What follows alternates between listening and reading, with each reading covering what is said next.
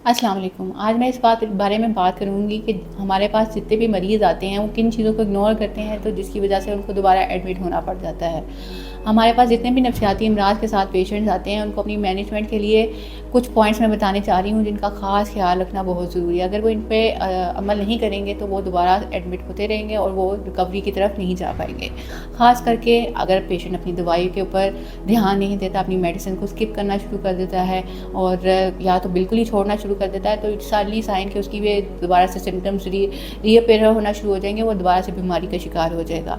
इसके साथ साथ अगर पेशेंट अपनी फ़िज़िकल एक्टिविटी को निगलेक्ट करना शुरू कर देता है, वॉक पे जाना छोड़ दे, अपना वर्कआउट छोड़ दे या अपनी मसरूफियात में दिलचस्पी लेना छोड़ दे, तो ये भी एक अलार्मिंग साइन है कि पेशेंट दोबारा से बीमारी की तरफ जाना शुरू हो रहा है। इसके साथ साथ पेशेंट को अपनी स्लीप साइकिल का बहुत ख्याल रखना चाहिए।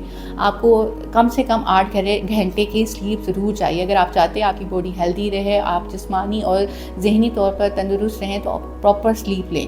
उसके साथ साथ अगर इस चीज़ में डिक्लाइन आ रहा है तो this is a early sign कि पेशेंट के अंदर दोबारा से सिम्टम्स रीअपेयर हो रहे हैं। भूख भी इसी तरह एक अर्ली अलार्मिंग साइन होता है। अगर पेशेंट अपना खाना अच्छे से नहीं खा रहा, उसको खाने में उसका इंटरेस्ट कम होता जा रहा है, उसकी पसंदीदा चीज़ भी उसके आगे पड़ी है लेकिन वो उसको नहीं खा पा रहा, तो this is a early sign कि पेशेंट दोबारा अपनी अलामात की तरफ वापस जा रहा है। अपनी डाइट को प्रॉपर मेंटेन रखें, बैलेंस डाइट खाएं, उसमें सब कुछ होना चाहिए। आपके हेल्दी प्रोटीन्स, कार्ब्स, सारी चीज़ें न्यूट्रिएंट उसमें होने चाहिए ताकि आप एक अच्छी सेहतमंद ज़िंदगी गुजार सकें। उसके साथ साथ अपने आप को स्पिरिचुअली अवेकन रखें, अपना मजहबी रुझान ना छोड़ें, 5 वक्त की नमाज़ अदा करें ताकि आप एक्टिव रहें और मेंटली पीस में रहें। अपनी स्ट्रेस मैनेजमेंट के लिए डीप ब्रीदिंग को करते रहें, जो कि हम यहाँ पे अपने पेशेंट्स को रेगुलरली प्रैक्टिस भी कराते हैं और डिस्चार्ज होने के बाद पेशेंट्स को कहते हैं कि इसको लाजमी फॉलो करते रहें। साथ साथ अपने फॉलो अप सेशन को ख़ास कर असरअंदाज ना होने दें।